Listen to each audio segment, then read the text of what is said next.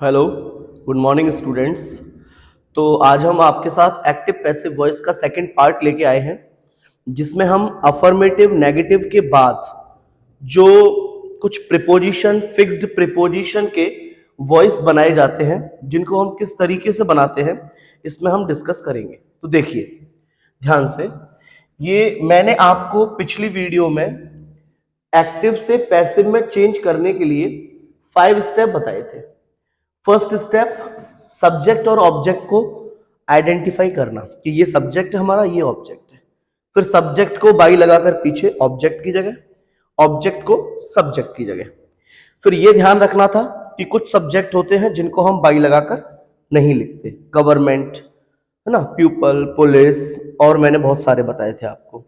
फिर उसके बाद टेंस चेंज करना, और फोर्थ स्टेप था मेन वर्ब की थर्ड फॉर्म लिखना, और फिफ्थ स्टेप था आपका अदर वर्ड है तो उसको बाई से पहले लिख देना।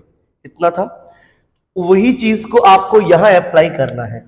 सबसे पहले आप ये बताओ, इस सेंटेंस में हम अपना पहला स्टेप अपनाएंगे, सब्जेक्ट और ऑब्जेक्ट को फाइंड करना, है ना।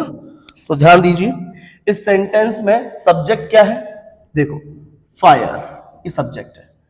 आग ने घेर लिया बिल्डिंग को, क्या घेर लिया, इस वर्ब से क्वेश्चन करो। मैंने आपको बताया था ऑब्जेक्ट कैसे पूछते हैं, वर्ब से दो क्वेश्चन करके, क्या और किसे। अगर आपने ये वीडियो पहली बार देख रहे हो तो इससे पहले जो मैंने वीडियो अपलोड की है, पहले उसको देखकर आइए, इसका पार्ट 1 जो डिस्क्रिप्शन बॉक्स में मैं आपके लिए डाल दूंगा, है ना। अच्छा, तो जब इससे क्वेश्चन करेंगे आग ने क्या घेर लिया, तो ऑब्जेक्ट मिल जाएगा कि बिल्डिंग को घेर लिया। तो ये सब्जेक्ट हो गया, ये ऑब्जेक्ट हो गया। दिस बॉक्स, यह बॉक्स रखता है, कंटेन माने रखता है, 10 सिगार्स, 10 सिगार रखता है। अब आप इससे पूछिए क्या रखता है, तो अपने आप आंसर मिलेगा 10 सिगार रखता है। दिस न्यूज सरप्राइज्ड अस, इस खबर ने हमको सरप्राइज कर दिया। तो दिस न्यूज सब्जेक्ट है, सरप्राइज कर दिया किसे, तो पहला क्वेश्चन किया आपने, क्या सरप्राइज किया, पता नहीं, तो क्या से आंसर नहीं मिले तो किसे, किससे सरप्राइज किया, कि हमको। ये देखो, दे सब्जेक्ट है, they are laughing at you, वे तुम पर हंस रहे हैं। क्या हंस रहे हैं नहीं पता, किस पर हंस रहे हैं, तो तुम पर। यहां पर ऑब्जेक्ट क्या है, यू। Very good. अब देखिए इसको, यहां पर सब्जेक्ट है कमेटी, क्या सब्जेक्ट है, कमेटी, और committee had looked into the matter. Looked into का मतलब होता है जांच करना। ये एक फ्रेजल वर्ब है, यानी वर्ब के साथ अलग अलग प्रीपोजिशन जुड़ती जाए और उसका अर्थ बदलता जाए, उसको बोलते हैं फ्रेजल वर्ब। जैसे अगर लुक, लुक के साथ आफ्टर लगाओ तो इसका मतलब होता है देखभाल करना, केयर करना। लुक के साथ इनटू लगाओ तो होता है जांच करना, है ना। ऐसे ही लुक के साथ लुक आफ्टर, लुक इनटू, ऐसे और भी होते हैं, लुक एट। लुक एट का मतलब होता है किसी की तरफ देखना। तो अलग अलग प्रिपोजिशंस जुड़ती जाएंगी और उसका अर्थ बदलता जाएगा, इसको बोलते हैं हम फ्रेजल वर्ब। क्या बोलते हैं, फ्रेजल वर्ब। ठीक है, ध्यान रखो इस चीज का। अच्छा, तो यहां पर जांच करना, कमेटी जांच कर चुकी थी मैटर को, क्या जांच कर चुकी थी, तो ऑब्जेक्ट क्या मिला आपको, जांच क्या कर चुकी थी, मैटर को। तो आपका पहला स्टेप कंप्लीट हुआ सब्जेक्ट ऑब्जेक्ट को पहचानने का। अब अपने ऑब्जेक्ट को आगे लाओ और सब्जेक्ट को बाई लगाकर पीछे ले जाओ। तो यहां पर ऑब्जेक्ट को आगे लाएंगे तो क्या लिखेंगे, द बिल्डिंग। क्या लिखेंगे, द बिल्डिंग। यहां पर आगे लाएंगे तो क्या लिखेंगे, 10 सिगार्स। यहां पर आगे लाएंगे वी अस को, तो सब्जेक्ट की तरह बनाएंगे तो वी लिख देंगे। यू को आगे लाएंगे तो यू लिखेंगे, और द मैटर को आगे लाएंगे तो द मैटर लिखेंगे। अब सब्जेक्ट को बाई लगाकर पीछे ले जाओ। थोड़ी देर के लिए हम लेके चल रहे हैं, फिर मैं आपको आगे बताऊंगा। यहां पर मैंने लिख दिया बाई द फायर। जिसको ये आता होगा वो समझ जाएगा कि यहां पर ये बाई अभी तो मैंने लगा दिया है लेकिन नहीं लगेगा। ऐसे ही मैंने यहां पर लिख दिया बाई दिस बॉक्स, यहां पर मैंने लिख दिया बाई दिस न्यूज, यहां पर मैंने लिख दिया बाई देम, यहां पर मैंने लिख दिया बाय द कमिटी,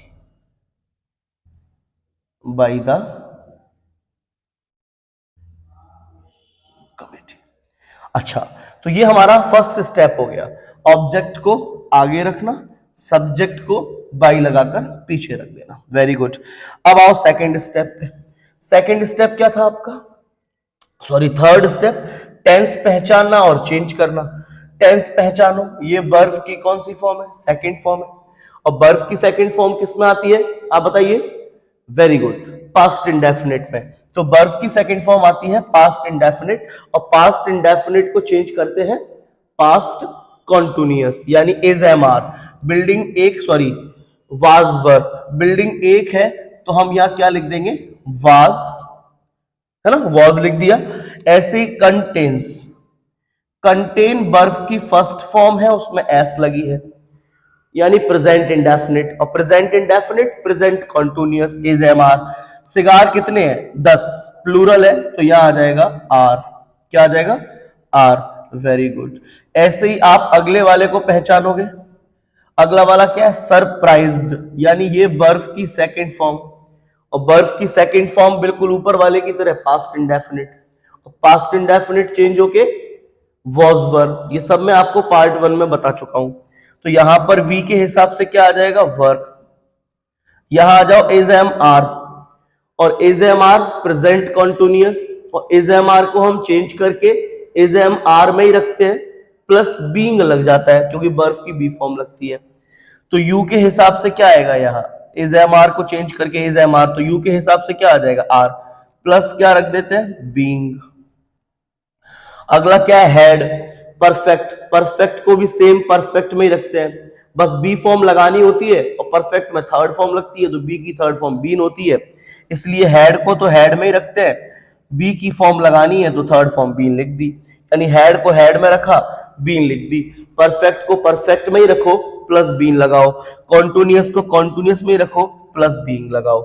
ये आपका हो गया थर्ड स्टेप। अब आते हैं फोर्थ स्टेप पर। फोर्थ स्टेप में आपको थर्ड फॉर्म लिखनी है, तो एनगल्फ्ड की थर्ड फॉर्म क्या होती है, एनगल्फ्ड की थर्ड फॉर्म एनगल्फ्ड होती है।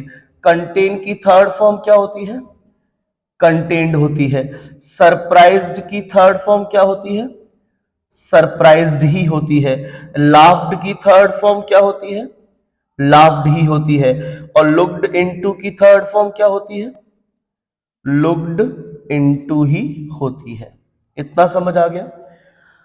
अब आप एक चीज देखो, यहां पर हमने ये जो बाय द फायर लिखा है, आप एक चीज देखो, मैंने ये बगल से कुछ फिक्स्ड प्रीपोजिशन लिखी है, यानी आप अभी तक पीछे बाई लगाकर लिखते थे सब्जेक्ट को, लेकिन अगर ये वाली वर्ब आएंगी जो आपके सामने लिखी है, ये वाली वर्ब एनगल्फ्ड, तो यहां पर आपको ये बाई नहीं लिखना, एनगल्फ्ड के साथ जो प्रीपोजिशन दी हुई है उसको लिखना है।